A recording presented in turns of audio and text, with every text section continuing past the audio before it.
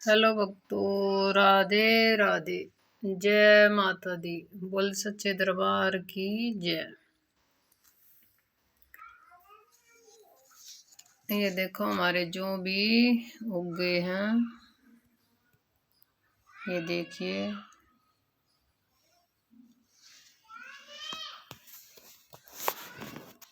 तो आज हम ब्रह्मचारिणी माँ दुर्गे का स्वरूप है, तो इसकी कहानी सुनाने जा रहे हैं, तो आप सुन लेना जरूर। माँ दुर्गा की 9 शक्तियों का दूसरा स्वरूप ब्रह्मचारिणी का है। यह ब्रह्म शब्द का अर्थ तपस्या है। ब्रह्मचारिणी अर्थात तप की चारिणी, तप का आचरण करने वाली ब्रह्मचारिणी देवी का स्वरूप पूर्ण ज्योतिर्मय एवं अत्यंत भव्य है।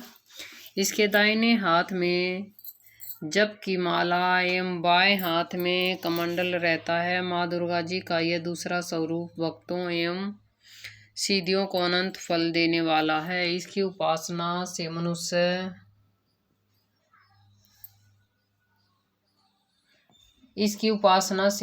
मनुष्य में तप, त्याग, वैराग्य, सदाचार, संयम की वृद्धि होती है। दुर्गा पूजा के दूसरे दिन इन्हीं के स्वरूप की उपासना की जाती है।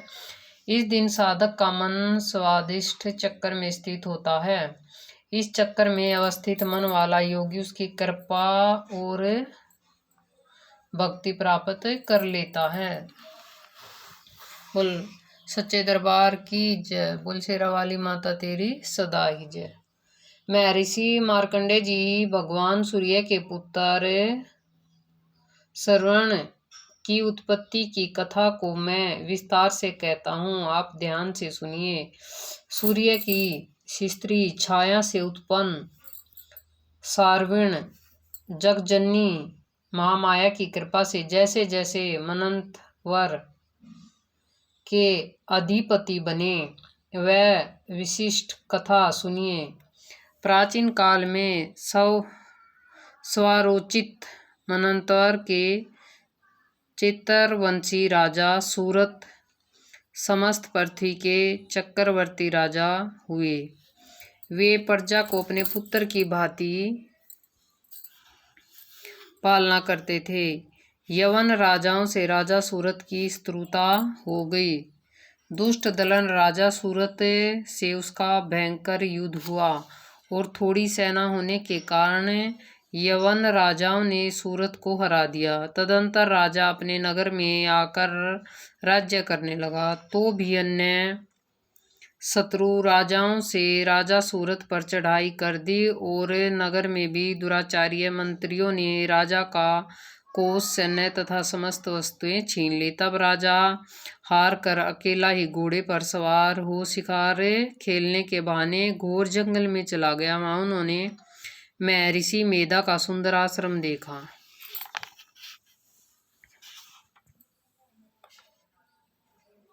देखा तो हंसा आदि पशुओं तथा शिष्यों और मुनियों से सुशोभित था। वहां बैठे हुए महर्षि मेधा को राजा सूरत ने नमस्कार किया और मुनि से उचित सत्कार पाकर उसी आश्रम में रहने लग गया। कुछ काल के बाद फिर वह अपने राज्य तथा प्रजा की चिंता से विचरने लगा कि जिस राज्य में मेरे पूर्वजों ने भली भांति चलाया और प्रजा का पालन किया, वह आज मुझसे दूर चला गया है। वे दुष्ट मंत्री राजा का पालन धर्म नीति के अनुसार कर रहे होंगे या नहीं। फिर मेरा मुख हाथी भी दुश्मनों के वश में हो जाने से क्या क्या कष्ट भोगता होगा। जो आज्ञाकारी नौकर नित्य प्रशंसा से धन और भोजन प्राप्त करते थे, वे उन दुष्ट राजाओं के आश्रम में रहकर कष्ट पा रहे होंगे। मंत्री राजा के धन को कुमार्ग में व्यर्थ ही अपव्यय करते होंगे। जो धन मेरे पूर्वजों ने बड़े कष्ट से संग्रह किया था, जो नष्ट हो गया है, वे इस प्रकार वह राजा राज्य भी सभी बातों की चिंता करने लगा। कुछ समय पश्चात एक दिन आश्रम के समीप एक वेश्या को आते देखा, तो राजा ने उसे पूछा कि अरे भाई, तुम कौन हो और यहाँ क्यों आए हो? तुम्हारा मिलन मुख शोक युक्त क्यों दिखाई देता है? इस प्रकार राजा सूरत की बातें सुनकर उस समाधि नाम के वैश्य ने राजा सूरत से कहा कि हे राजन, मैं समाधि नाम का एक वैश्य हूँ। मेरा जन्म धनवान कुल में हुआ है। मेरे दुष्ट स्त्री व पुत्र आदि ने मुझे धन के लोभ से घर से निकाल दिया है और मेरा धन छीन लिया है। मैं धन स्त्री पुरुष से रहित हूँ। अब अकेला दुखी होकर इस वन में आया हूँ। मुझे अपनी स्त्री एवं बंधुओं का कुछ पता नहीं है। मैं यहाँ रहने के कारण अपनी स्त्री पुत्र तथा सज्जनों की परिस्थितियों को नहीं जानता कि वे इस समय अपने स्थान पर सुखी हैं या दुखी हैं। मैं यह भी नहीं जानता कि मेरे पुत्र सदाचारी हैं या व्यभिचारी हैं। राजा बोला, जिन स्त्री पुत्र आदि ने तेरे धन संपत्ति को छीन लिया है, फिर उन्हीं के स्नेह में तेरा मन क्यों जाता है? वैसे बोला, अपने घर आपने मेरे विषय में तो बातें कही, वे वास्तव में सत्य हैं, परंतु मैं क्या करूं? चित्त में कठोरता उत्पन्न नहीं होती। जिन पुत्र आदि ने धन के लोभ में आकर मुझे घर से निकाल दिया है, मेरा चित्त फिर भी उन्हीं में आकर्षित होता है। मैं क्या करूं? फिर भी मेरा मन उन्हीं की चिंता करता है। इन सज्जनों के निर्मोही होने पर भी मेरे मन में उनके प्रति प्रेम है। मार्कंडेय ऋषि बोले, हे दिवश्रेष्ठ, तत्पश्चात राजा सूरत और समाधि वैश्य दोनों मिलकर मेधा मुनि के समीप जाकर प्रणाम करके बैठ गए और मेधा ऋषि के कथा प्रसंग करने लगे। राजा बोला, हे भगवान, मैं आपसे एक बात पूछना चाहता हूँ, आप कृपा करके बताइए।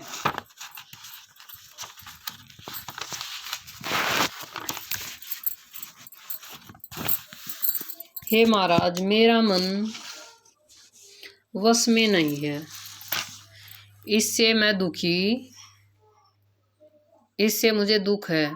गए हुए राज्य तथा अन्य सभी स्त्रियां पुत्र बांधवों की ममता मुझे अभी तक बनी हुई है। हे मुनि श्रेष्ठ, ये जानते हुए भी मेरा स्नेह उनसे ज्ञानियों की भांति विशेष बढ़ता जाता है और इस समाधि वैश्य को इसके स्त्री पुत्र आदि ने त्याग दिया तथा इसे घर से बाहर निकाल दिया। यह भी उनमें अत्यंत आकर्षित रहता है। इसी तरह हम दोनों बहुत दुखी हैं। हे माँ बाग, उसके दोषों को जानते हुए भी हम दोनों का हृदय उसके प्रति ममता से आकर्षित रहता है। इतना ज्ञान होते हुए भी ऐसी ममता क्यों है? हम दोनों को ज्ञानियों की भांति मूर्खता क्यों उत्पन्न हो रही है? महर्षि मेधा ने कहा, समस्त जंतुओं को जानते हुए योग्य ज्ञान होता है। माँ बाघ, सभी प्राणी पृथक पृथक होते हैं। कोई दिन में नहीं देखता तो कोई रात्रि में नहीं देखता और कोई दिन रात्रि में समान दृष्टि से देखता है। पुरुष ज्ञान युक्त है, यह सत्य है, इसमें संदेह नहीं है। केवल इनमें ही नहीं, सभी पशु पक्षी मृग आदि में भी मनुष्य की भांति ही ज्ञान होता है। यह सतुल ज्ञान होता है। जैसे मनुष्य में आहार आदि की इच्छा उत्पन्न होती है, वैसे ही पशु पक्षी आदि में आहार विहार निद्रा आदि की इच्छा उत्पन्न होती है। ज्ञान होने पर भी पक्षियों को तो देखो, भूखे होने पर भी ममता वंश अपने बच्चों को चोंच में स्नेह से चुगा देकर प्रसन्न होते हैं।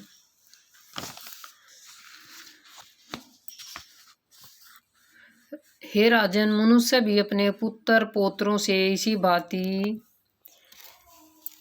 बर्ताव करते हैं। वह पालन पोषण तथा इच्छा से करते हैं, जबकि हमारी वृद्ध अवस्था आयोगे तब हमारा पालन पोषण वे करेंगे। क्या तुम यह नहीं देखते कि पुत्र आदि उनका भरण पोषण न भी करें तो भी माता पिता तो करते ही हैं, क्योंकि विश्व की स्थिति को रखने वाला माँ माया के प्रभाव से वे मोह के गड्ढे में डाल दिए जाते हैं। इसमें कोई आश्चर्य नहीं है, क्योंकि यह भगवान विष्णु की योग निद्रा है, जिससे संसार मोहित हो जाता है। यही भगवान की माँ माया है। वह भगवती देवी बड़े बड़े ज्ञानियों के चित्त को जबरदस्त खींचकर मोह में डाल देती है। इस देवी ने ही चराचर विश्व को उत्पन्न किया है और यह देवी प्रसन्न होकर भक्तों को वरदान देती है, जिससे मुक्ति मिलती है। वही मुक्ति की परम हेतु सनातनी ब्रह्मज्ञान स्वरूप विद्या है। हे राजा बोले, हे भगवान, आप जिसे महामाया कहते हैं वह कौन सी देवी है? वह देवी कैसे उत्पन्न हुई और उसका कार्य क्या है? उसका स्वभाव, स्वरूप, उत्पत्ति आदि के विषय में भी सुनना चाहता हूँ। सो आप सभी वर्तन मुझसे सुनाइए। ऋषि ने कहा, वह देवी नित्य है और चराचर में व्यापक है। यथा तथापि उसकी उत्पत्ति अनेक भांति से है। उस कथा को तुम मुझसे सुनो।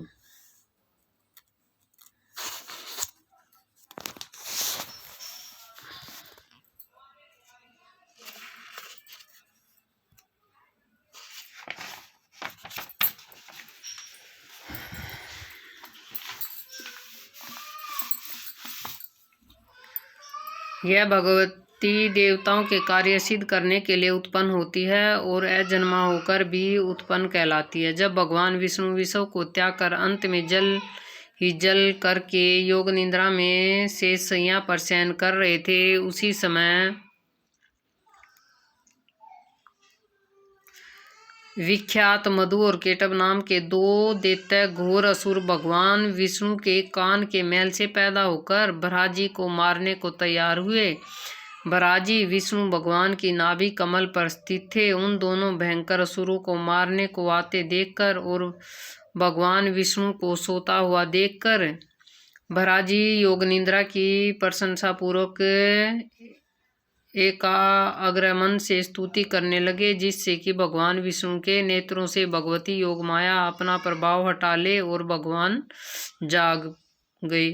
वह योग माया विश्वेश्वरी, जगत माता, स्थिति एवं संहार करने वाली, भगवान विष्णु के तुल्य तेज वाली, निंद्रा स्वरूपा अनुपम शक्ति है। भराजी बोले, हे महामाये, तुम सभा देवताओं को पालने वाली हो, तुम सदवा पितरेश्वरी का पोषण करने वाली हो, तुम ही विशिष्ट कार सवर इंद्र को यज्ञ का हिस्सा पहुँचाने वाली हो, अमृत भी तुम ही हो, अक्षरों में सवर तुम ही हो तथा नित्य आदि मात्रा व्यंजन तुम ही हो। हे देवी, तुम ही संध्या, सावित्री और संसार की जननी हो।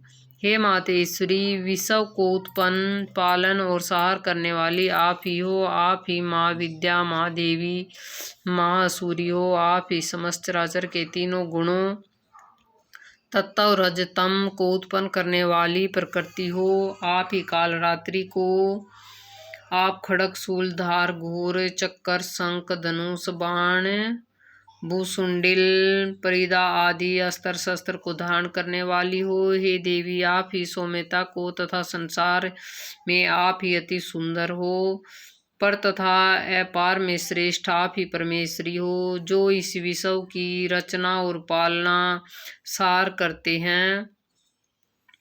उन्हें भगवान विष्णु को आपने अपनी निद्रा के वश में कर लिया है। फिर भला बताइए कि कौन आपकी प्रार्थना करने में समर्थ है, जबकि आपने भगवान विष्णु, ईशान, शंकर तथा मुझसे यह शरीर ग्रहण कर लिया है। आप तो अपने प्रभाव से स्वयं प्रकाशित हो। मधु और केटव नाम के इन महादुष्टों को आप मोह लीजिए और विषवपति भगवान विष्णु को जगाइए। इन दोनों महासुरों का संहार करने के लिए भगवान को बुद्धि दीजिए। ऋषि बोले, इसी प्रकार जब भराजी ने मधु और केटव असुरों के संहार के लिए तथा भगवती विष्णु को जगाने के लिए तामसी देव की प्रार्थना की, तो उसी समय भगवान विष्णु के नैन, मुख, नाक, भुजा, हृदय और वृक्ष तल से निकलकर अव्यक्त योग माया उपस्थित हो गई और योग निद्रा से भगवान जाग गए। तदंतर भगवान विष्णु ने अपने पराक्रम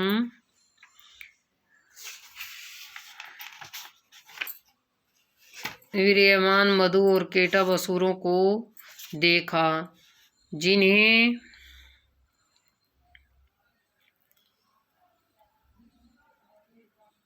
जिनकी भराजी को खाने के लिए आंखें लाल हो रही थी। तब भगवान विष्णु ने शेष शैया से उठकर उन असुरों से 5000 वर्ष तक बाहु युद्ध किया।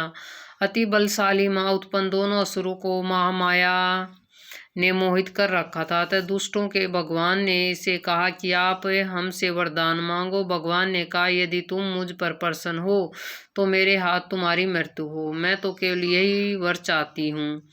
ऋषि ने कहा, इस भांति तब भगवान ने उनसे वरदान ले लिया और भगवान ने कहा कि लगे कि हमें सर्वत्र जल ही जल दिखाई देता है, इसलिए हे भगवान हमारा वध उस स्थान पर कीजिए जिस जगह पर पानी न हो।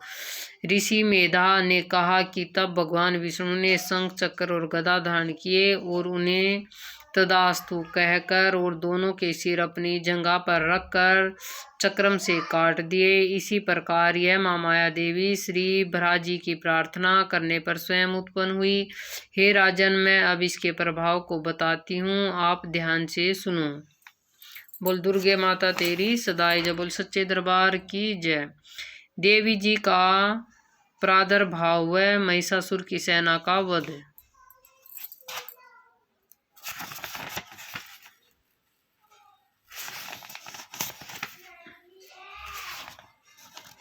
तो इसे हम दूसरी वीडियो में बताएंगे, वीडियो बहुत लंबी हो गई है। तो अभी हम आरती कर लेते हैं मैया की। अम्बे तू है जगदम्बे काली, जय दुर्गे खप्पर वाली, तेरे ही गुण गाएं भारती हो मैया, सब उतारे तेरी आरती, तेरे भक्त जनों पर भीड़ पड़ी है भारी मैया, भीड़ पड़ी है भारी, दानव दल पर टूट पड़ो माँ, करके सिंह सवारी मैया, करके सिंह सवारी। सो सिंहों से तू बलशाली, अष्टभुजाओं वाली मैया, अष्टभुजाओं वाली, दुखियों के दुखड़े निवारती हो मैया, भूतार तेरी आरती। माँ बेटे का इस जग में है बड़ा ही निर्मल नाता मैया, बड़ा ही निर्मल नाता, पूत कपूत सुने हैं परना, माता सुनी कुमाता मैया, माता सुनी कुमाता, सब पे करुणा दर्शाने वाली, अमृत बरसाने वाली, दुखियों के दुखड़े निवारती हो मैया, हम सब उतारे तेरी आरती। नहीं मांगते धन और दौलत, न चांदी न सोना मैया, न चांदी न सोना, हम तो माँ मांगे तेरे चरणों में एक छोटा सा कोना मैया, एक छोटा सा कोना, सबकी बिगड़ी बनाने वाली, लाजे बचाने वाली, सतियों के सत्य को सवारती हो मैया, हम सब उतारे तेरी आरती। आदि शक्ति भक्ति भवानी हो जग की हितकारी मैया, हो जग की हितकारी, याद किया है आई माँ, करके सिंह सवारी ओ मैया, करके सिंह सवारी, मैया करती कृपा करे पाली, रखती जन की रखवाली, दुष्टों को पल में मैया मारती हो मैया, भूतारे तेरी आरती। वक्त तुम्हारे निज दिन मैया, तेरे ही गुण गाए मैया, तेरे ही गुण गाए, मनवांछित वर दे दो इनको, तुझ में ही है ध्यान लगाए मैया, तुझ में ही है ध्यान लगाए मैया, तू ही वर देने वाली, जाए न कोई खाली, दर पे तुम्हारे माता मांगते हो मैया, भूतार तेरी आरती। चरण शरण में खड़े तुम्हारी, ले पूजा की थाली मैया, ले पूजा की थाली, वरद हथ सर पर रख दो माँ, संकट हरने वाली मैया, संकट हरने वाली मैया, भर दो भक्ति रस प्याली, अष्ट भुजाओं वाली, भक्तों के कारज तू ही सवारती हो मैया, भूतार तेरी आरती। नहीं मांगते धन और दौलत, नहीं मांगते धन और दौलत, तो मांगे एक छोटा सा कोना मैया, एक छोटा सा कोना। अम्बे तू है जगदम्बे काली, जय दुर्गे खप्पर वाली, तेरे ही गुण गाए भारती हो मैया, सब उतारे तेरी आरती। माँ बेटे का इस जग में है बड़ा ही निर्मल नाता मैया, बड़ा ही निर्मल नाता। बोल सच्चे दरबार की जय, बोल शेरा वाली माता तेरी सदा ही जय। अगली वीडियो में फिर मिलेंगे भक्तों, तब तक के लिए राधे राधे। माधव बोल रहा, बोलो राधे राधे।